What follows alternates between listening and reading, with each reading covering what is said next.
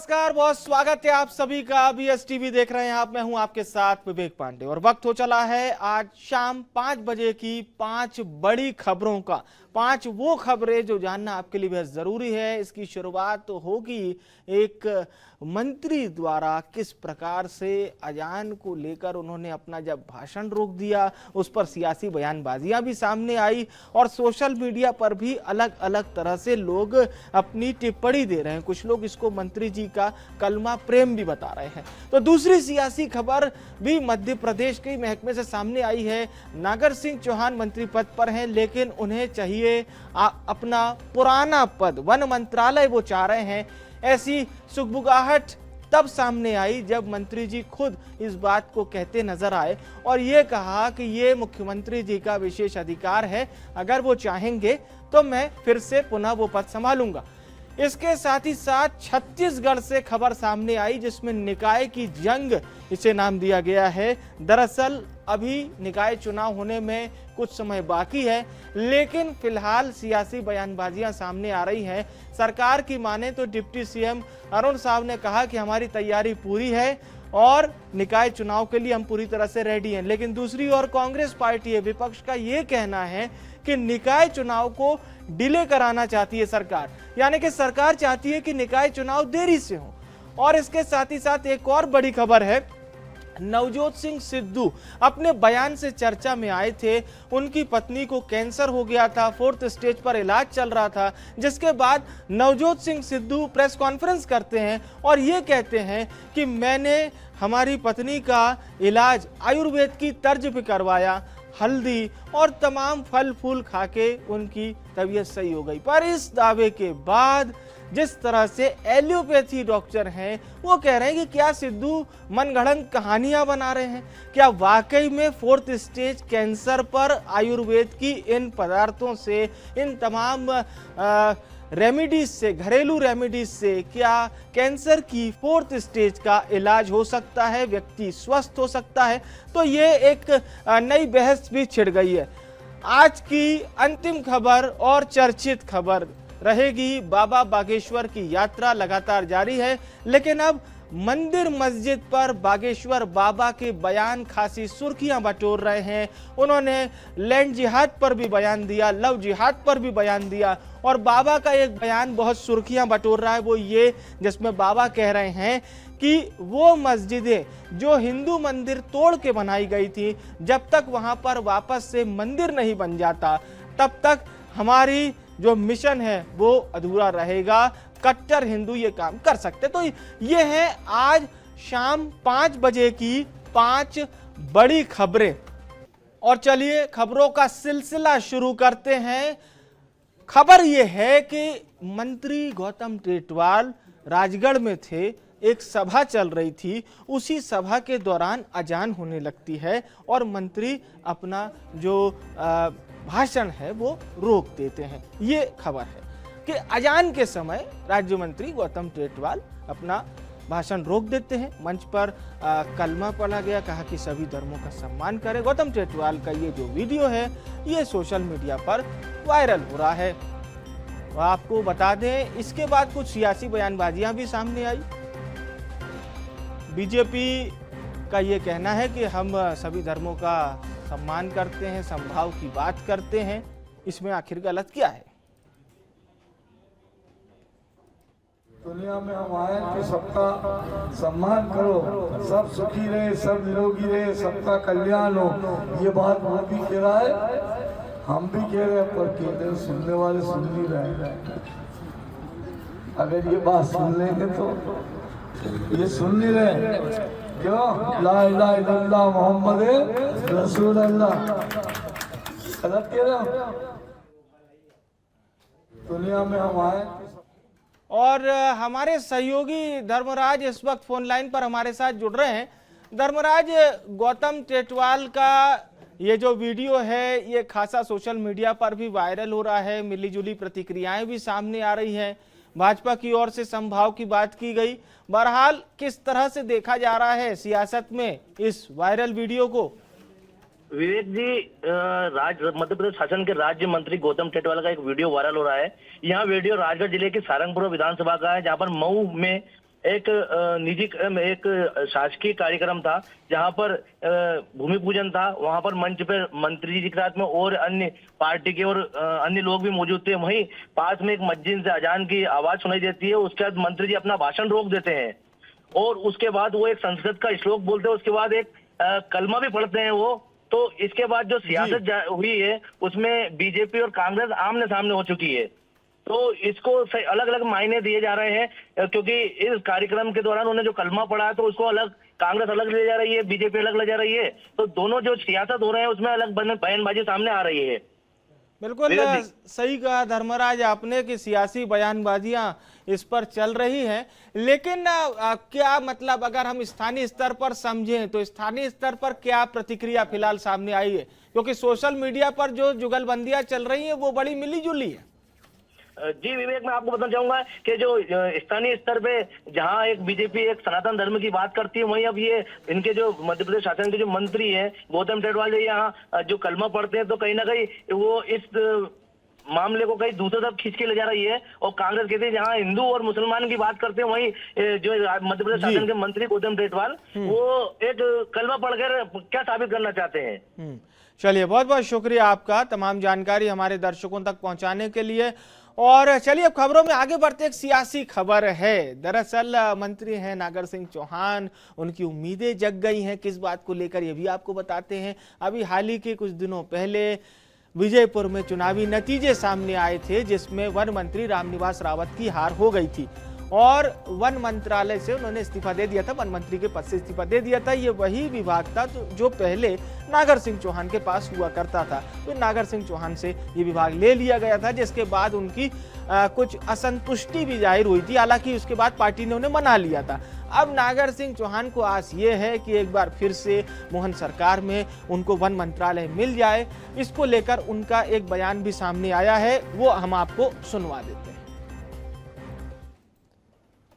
One मंत्रालय आपके पास था, फिर खाली है, तो क्या वन विभाग आप चाहते हैं? देखिए, ये माननीय मुख्यमंत्री जी का विशेष अधिकार है। अगर वो देंगे तो संभालने के लिए मैं तैयार हूँ, इसमें कोई दिक्कत नहीं है। लेकिन उनका माननीय मुख्यमंत्री जी का विशेष अधिकार है, वो किसको देते हैं। वन मंत्रालय आपके पास था, फिर खाली है, तो क्या वन विभाग आप चाहते हैं? देखिए, ये माननीय मुख्यमंत्री जी का विशेष अधिकार है। अगर वो देंगे तो संभालने के लिए मैं तैयार हूँ, इसमें कोई दिक्कत नहीं है। लेकिन उनका माननीय मुख्यमंत्री जी का विशेष अधिकार है, वो किसको देते हैं। तो देखिए 10 से 15 सेकंड के इस बाइट को समझिए जिसमें नागर सिंह ये कह रहे हैं अगर वो पद देंगे तो मैं संभालने को तैयार हूं। तो ये समझिए थोड़ा, ये सियासी बयानबाजियां ऐसे ही होती है जिसमें बयान छोटे होते हैं लेकिन बात बड़ी होती है। हमारे सहयोगी रंजन हमें ज्वाइन कर रहे हैं। रंजन, नागर सिंह जो पहले असंतुष्ट दिखे थे जब मंत्री रावत को बना दिया गया था तो बयानबाजी सामने आई, अब कह रहे हैं कि मुख्यमंत्री जी का विशेष अधिकार है, अगर पद देंगे तो संभालने को मैं तैयार बैठा हूं। जी बिल्कुल विवेक, देखिए आज नागर सिंह चौहान का एक बड़ा बयान जो है वो सामने आया है जिसमें उन्होंने साफ तौर पर कहा है कि अगर एक बार फिर से उनको जो है वन मंत्रालय का जिम्मा जो है सौंपा जाता है तो फिर से जो है वो तैयार हैं। क्योंकि इससे पहले भी जब रामनिवास रावत से पहले उनके पास वन मंत्रालय था और बखूबी काम उन्होंने किया था।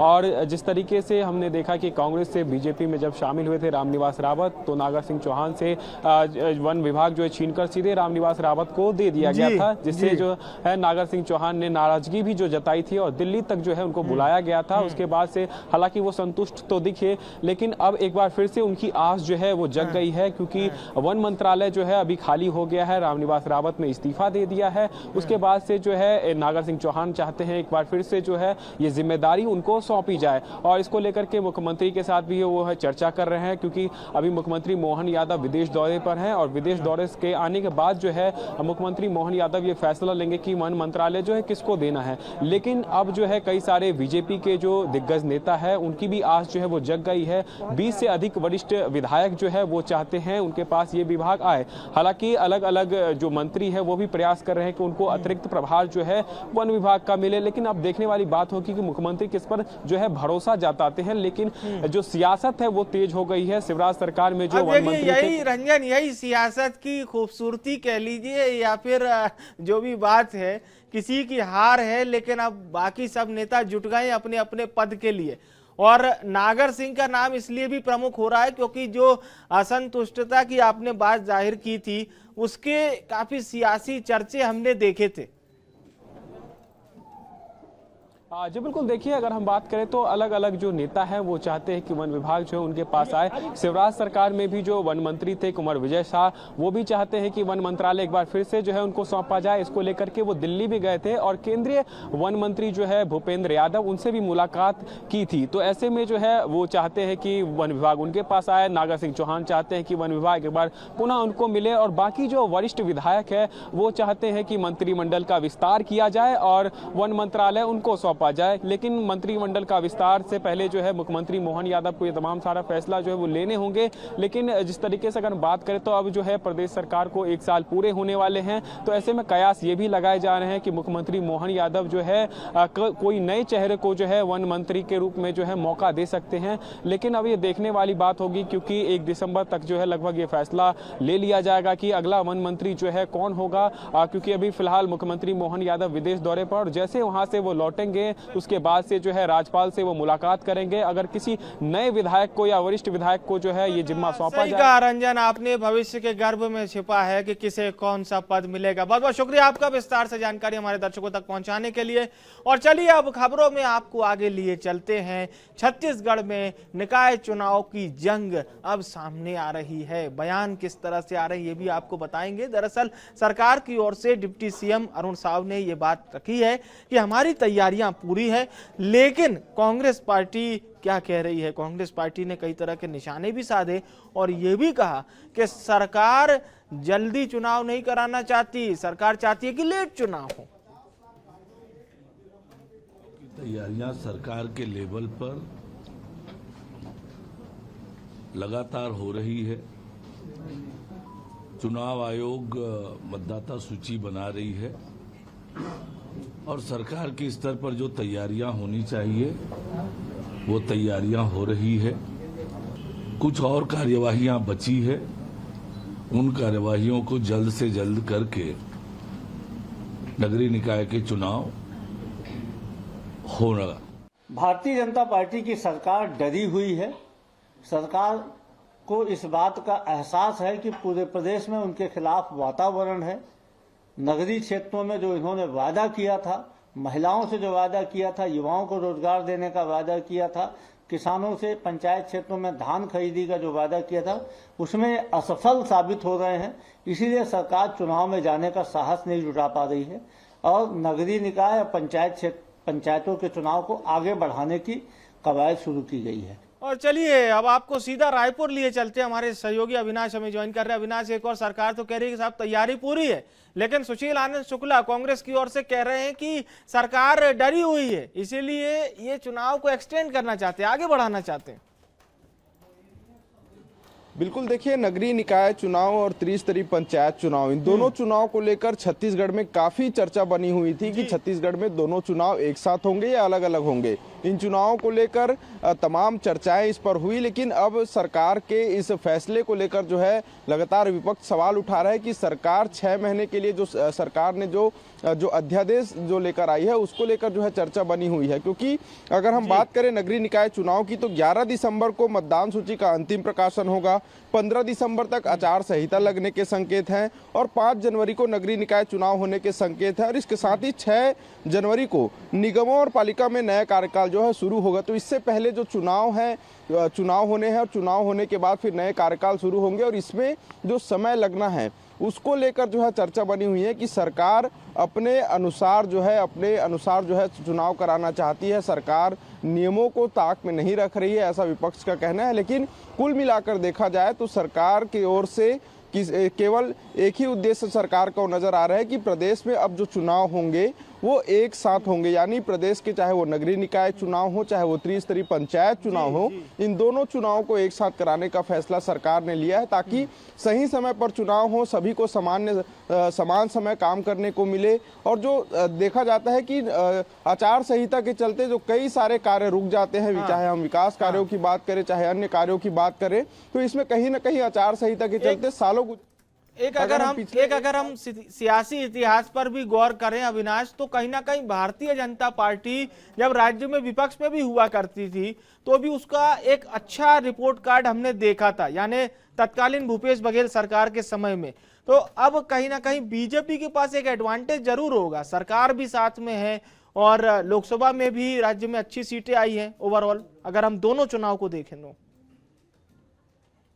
बिल्कुल, देखिए सरकार के पास अब सारे पावर्स हैं, डबल इंजन की सरकार है प्रदेश में और कहीं ना कहीं इसका पूरा फायदा भारतीय जनता पार्टी उठाते हुए नजर आ रही है। सरकार के पास वो तमाम पावर्स हैं और दूसरी बड़ी बात यह है कि इन पावरों का इस्तेमाल केवल राजनीतिक फायदे के लिए नहीं बल्कि उन तमाम समय को भी देखते हुए किया जा रहा है, क्योंकि जनता के पास सरकार के पास किसी भी 5 वर्ष में समय काफी कम होता है, क्योंकि आधा समय आचार संहिता और चुनाव कराने में निकल जाता है। कई लाखों करोड़ों रुपए चुनाव में खर्च हो जाते हैं, तमाम समय उसमें खर्च होते हैं। यदि हम पिछले 11 महीनों की अगर बात करें तो 1 साल सरकार को बने हुए हैं, जिसमें लोकसभा चुनाव हुए, विधानसभा चुनाव हुए और अब त्रिस्तरीय पंचायत निकाय चुनाव होने। तो ऐसे में आधा समय जो है उपचुनाव भी इसी बीच में हुए, तो ज्यादातर समय जो है वो आचार संहिता में निकल गए, जिसके चलते सरकार को कई ऐसे फैसले लेने में काफी दिक्कतें जो आती है। तो इसी को देखते हुए अब सरकार ने जो फैसला लिया है, कहीं ना कहीं इस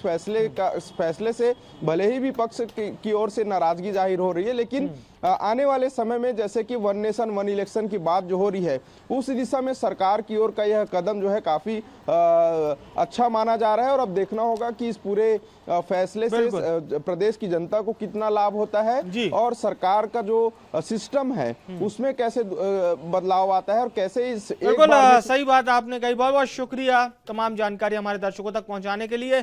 खबरों में आगे बढ़ते हैं और प्रसिद्ध क्रिकेटर नवजोत सिंह सिद्धू के उस दावे पर बड़े सवाल खड़े हो रहे हैं। दरअसल नवजोत सिंह सिद्धू की जो पत्नी है उन्हें 4th स्टेज का कैंसर था। सिद्धू ने यह दावा किया कि आयुर्वेदिक पद्धति से उन्होंने अपनी पत्नी की सेहत ठीक की, पर अब एलोपैथी के जो डॉक्टर्स हैं, बड़े बड़े एमबीबीएस डॉक्टर, वो सवाल खड़े कर रहे हैं कि सिद्धू ये किस तरह का दावा कर रहे हैं।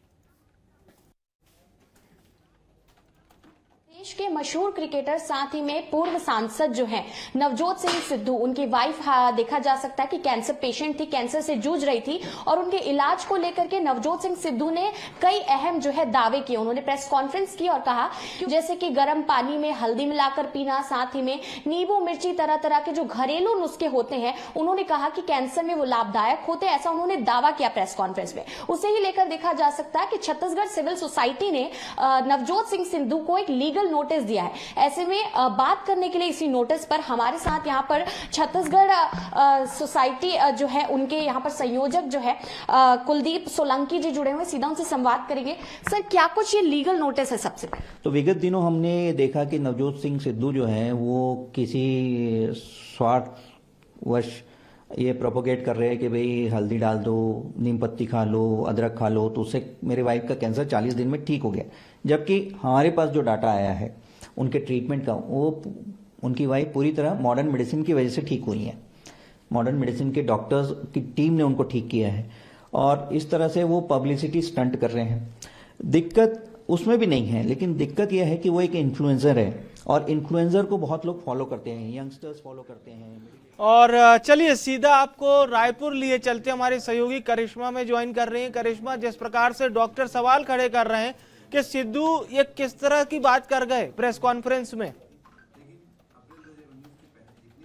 बिल्कुल, देखिए जो नवजोत सिंह सिद्धू हैं, भारत के पूर्व क्रिकेटर रहे, काफी मशहूर चेहरा है। अब कहीं ना कहीं देखा जा सकता है कि वो विवादों में घिरते हुए नजर आ रहे हैं, क्योंकि हाल ही में उन्होंने एक प्रेस कॉन्फ्रेंस की और उसमें जो है साफ तौर पर जो उनकी धर्म पत्नी है, जिनका नाम नवजीत कौर सिद्धू है, वो जो है कैंसर पेशेंट थी, 4th स्टेज कैंसर जो है उनको हुआ था और जिसे लेकर के अब वो पूरी तरीके से स्वस्थ तंदुरुस्त है। लेकिन उनके इलाज के दावों में यहाँ पर देखा जा सकता है कि नवजोत सिंह सिद्धू ने कई ऐसे दावे किए जो अब जो है उनके लिए परेशानी बनते हुए नजर आ रहे हैं। उन्होंने कहा कि जो 4th स्टेज का कैंसर था, उनकी वाइफ ने जिस तरीके से उससे लड़ाई की है 4th स्टेज के कैंसर से, उसमें उसमें सबसे ज्यादा उन्होंने घरेलू नुस्खे जो है वो अपनाया, जिसमें उन्होंने कहा कि गर्म पानी में हल्दी डालकर, अदरक डालकर और तरह तरह के जो है घरेलू नुस्खे बना करके वो अपनी जो है धर्म पत्नी को पिलाया करते थे, जिसकी वजह से जो है उनका 4th स्टेज का कैंसर जो है वो ठीक हो गया। अब इन्हीं दावों को लेकर के देखा जा सकता है कि जो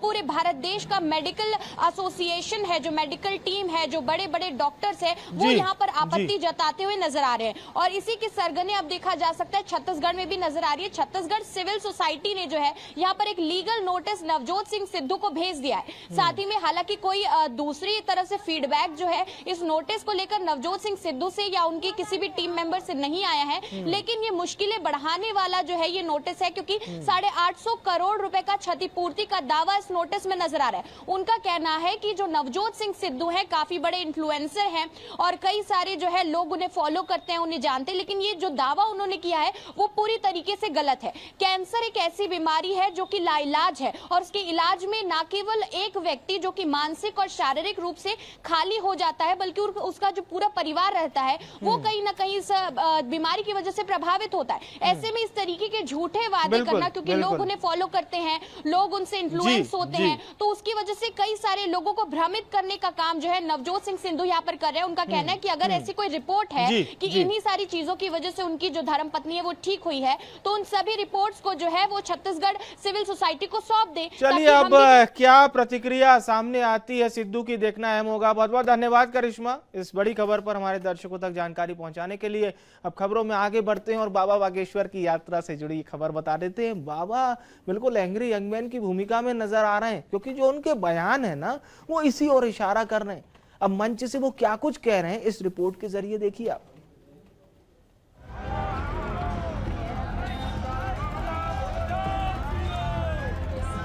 इतनी बात है, समझ में आए तो ठीक है, न आए तो तुम्हारी बहन बेटियों को लौ जिहाद से कोई बचा नहीं सकता, चाहे अधिकारी हो, चाहे नेता हो, चाहे अभिनेता हो, चाहे आम हो।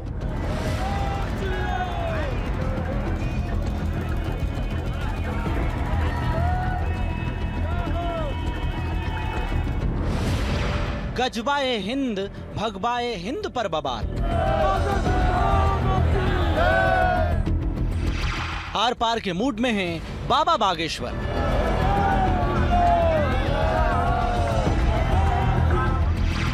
बाबा ने की हिंदुओं को जगाने की अपील। हम तो भैया आर पार के मूड से निकले, या तो गजबाए हिंद हो या भगवाए हिंद हो। हिंदू हिंदुस्तान में हिंदू राष्ट्र का फहराएंगे झंडा।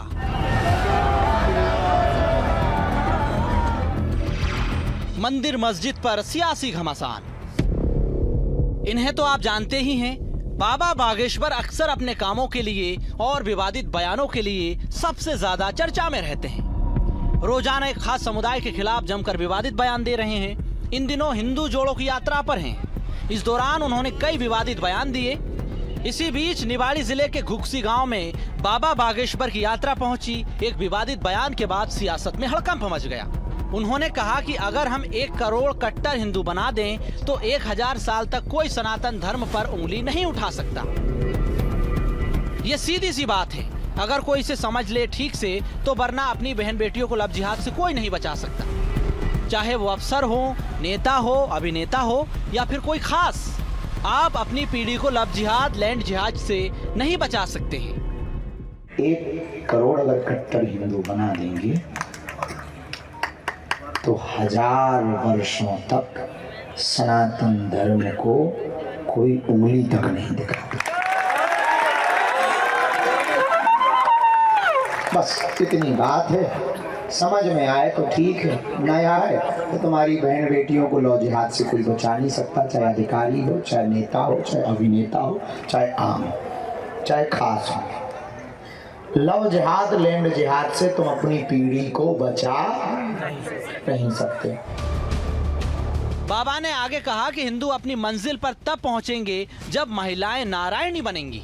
हिंदू अपनी मंजिल पर तब पहुंचेंगे जब मंदिरों में बनी सभी मस्जिदें फिर से मंदिर में तब्दील हो जाएंगी। हिंदू अपनी मंजिल पर तब पहुंचेंगे जब बूढ़े गीता और रामायण के शब्द बोलने लगेंगे। जब राम पर उंगली उठाने वालों की उंगली उसके मुंह में डाल दी जाएगी, हिंदू अपनी मंजिल पर पहुंच जाएंगे। साथ ही उन्होंने कहा कि हिंदू हिंदुस्तान में हिंदू राष्ट्र का झंडा जरूर फहराएंगे।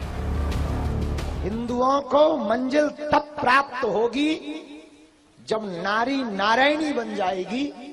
हिंदुओं को मंजिल तब प्राप्त होगी कि मंदिर में बनी हुई जितनी मस्जिदें हैं वहां फिर से मंदिर बन जाएंगे।